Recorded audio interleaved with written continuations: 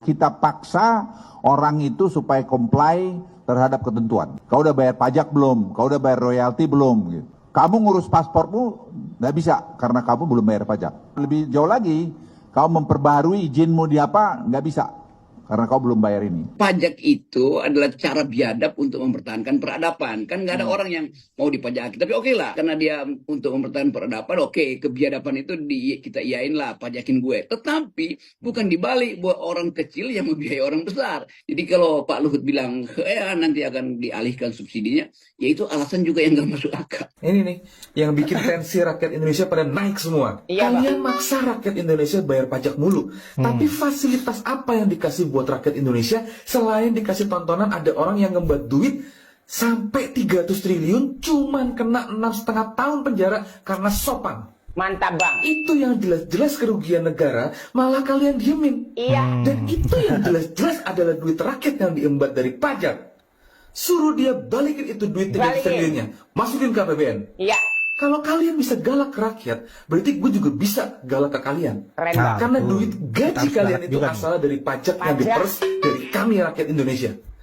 Dan jangan bacot lagi tentang apa yang udah kami lakuin untuk negara ini.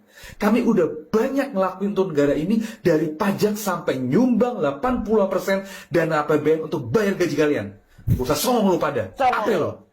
Itu kita seperti contoh ya, ada mobil sama sepeda motor mungkin 100 juta lebih, yang bayar pajak cuma 50% itu. Jadi Anda bisa bayangkan kepatuhan kita itu sangat rendah. Ya, super penting. Dan saya hanya mohon semua kita, pejabat-pejabat, pengamat-pengamat, ayo kita rame-rame dukung ini. Karena ini untuk kepentingan Republik. Ini game changer buat Indonesia. Nggak usah terus kritik-kritik dulu, biarkan jalan dulu. Nanti ya berikan kritik membangun. Karena ini banyak masalah yang harus diselesaikan. Kan kita tahu pajak itu fungsinya untuk mensubsidi orang kecil. Ini bagaimana orang kecil mensubsidi orang besar, orang kaya itu akalnya dari mana? Jadi kita bayangkan misalnya tidak masuk akalan seluruh sistem perpajakan kita tuh. Jangankan rakyat ya, pemerintah sendiri aja tidak taat bayar pajak. Masih banyak kendaraan dinas yang nggak bayar pajak di berbagai kota, kabupaten, provinsi. Lah itu gimana? Kenapa malah nyalahin rakyat? Sedangkan aparatur negara sendiri, mobil dinasnya juga tidak taat bayar pajak. Kadang tuh muak juga lihat pemerintah ya. Apa-apa nyalahin pajak, apa-apa nyalahin rakyat. Tapi ketika rakyat mengkritik pemerintah, congornya bukan main. Hanya minta sekali lagi dukungan Anda dan semua masyarakat Indonesia. Ayo kita rame-rame dukung dan patuh terhadap ketentuan. Karena nanti ada mantan-mantan pejabat juga yang tidak patuh akan ketahuan. Ya, akan ketahuan. Jadi kalau misalnya saya mantan pejabat, saya menyembunyikan sesuatu, pasti akan ketahuan. Entah dulu dia paling berkuasa, nggak ada urusan. Nanti akan bisa dilihat, orang akan bisa Google kamu, nanti kalau kamu tuh membuat sesuatu yang tidak benar. Game changer buat Indonesia, karena kita bicara masalah pajak, karena penerimaan pajak yang tidak maksimal, dan kita mendukung program Cortex yang dilakukan oleh Kementerian Keuangan di Keuangan. Gue sebenarnya udah riset dikit sih soal Cortex ini, plus minusnya gimana. Cortex diperlukan untuk meningkatkan rasio pajak, betul. Tapi Cortex juga rentan penyalahgunaan data oleh oknum yang tidak bertanggung jawab. Tapi yang punya negara bilang jangan kritik, ya udah. Mohon maaf untuk Pak Luhut sebagai Ketua Dewan Ekonomi Nasional ketika menyampaikan keluhan terkait dengan kepatuhan pajak Republik Indonesia atau rakyat Indonesia yang masih rendah. Please, kita itu, saya rasa pribadi gitu ya, udah taat kok bayar pajak, cuma masalahnya seringkali uang pajaknya dikorupsi. Dan itu membuat kita semakin gak percaya dengan pengelolaan negara yang diwakili oleh para pemimpin saat ini atau para pejabat hari ini. Termasuk Pak Luhut, kalau gak salah sih ada banyak perusahaan yang cangkang gitu, yang itu mengamankan ya nama Pak Luhut juga gitu ya. Itu kalau nggak salah pernah dibongkar di Panama Papers. Silakan deh teman-teman kalian cari beritanya. Tapi yang pasti di sini kita sebagai rakyat udah kok taat pajak, cuma masalahnya pajaknya sering banget dikorupsi. Jadi kita nggak percaya deh. Untuk Pak Luhut yang maha kuasa. Tahu nggak sih Pak, sebenarnya orang Indonesia itu punya sifat dasar yang manut dan nurut loh. Kalau nggak percaya orang Indonesia itu punya sifat dasar manut dan nurut, coba lihat aja diaspora Indonesia yang berada di luar negeri. Entah itu bekerja atau pindah domisili. Diaspora Indonesia yang berada di luar negeri, mereka itu cenderung taat bayar pajak. Padahal pajak yang mereka bayar di negara orang itu jauh lebih tinggi dan jauh lebih mahal daripada pajak di negara sendiri.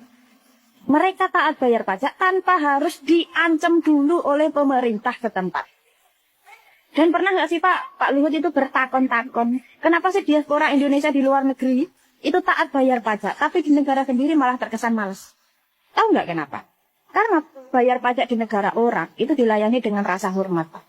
Dan prosesnya itu gampang banget. Sedangkan di Indonesia, bayar pajak, entah itu online atau offline, sulitnya bukan main. Sedangkan kalau kita berhadapan-hadapan dengan birokrat pajak, kita itu di-treat, dilayani seolah kita sedang ngemis. Padahal kita bayar pajak. Bayangkan. Dan ditambah lagi, penggunaan pajak di luar negeri, itu dipakai secara transparan. Sedangkan pajak di negara sendiri malah dipakai secara ugal-ugalan. Itu pun hasilnya entah apa. Karena anggaran habis dipakai korupsi lah, dipakai untuk rapat di hotel mewah lah, untuk penyuluhan inilah, untuk itulah.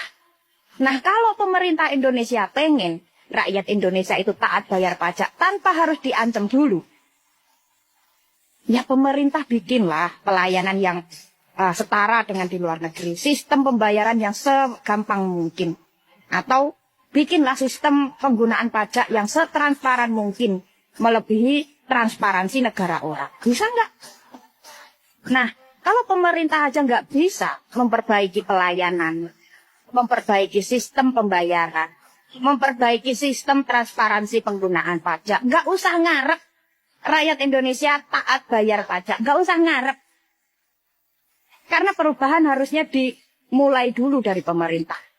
Bukan malah maksa rakyatnya. Bahkan sampai ngancem-ngancem yang nggak bayar pajak nggak bisa bikin SIM atau paspor. Satu lagi penjungkir balikan fakta. Kali ini dilakukan oleh Luhut Panjaitan yang dianugerahi 2 jabatan sekaligus oleh Prabowo, yang menunjukkan bahwa dia masih memiliki pengaruh sangat kuat dalam pemerintahan, yaitu sebagai Ketua Dewan Ekonomi Nasional dan Penasehat Khusus Presiden bidang investasi. Dalam pernyataan Luhut mengenai rendahnya tingkat pembayaran pajak oleh masyarakat bukan kesalahan pemerintah, maka dia mengusulkan agar mereka yang tidak membayar pajak dilarang mengurus SIM maupun paspor. Padahal tindakan tegas seperti itu justru harus diberlakukan kepada para pejabat seperti Luhut. Merekalah yang membuat orang malas bayar pajak. Karena tidak ingin uang yang disetorkan ke negara dipakai foya-foya atau dikorupsi oleh para penyelenggara negara.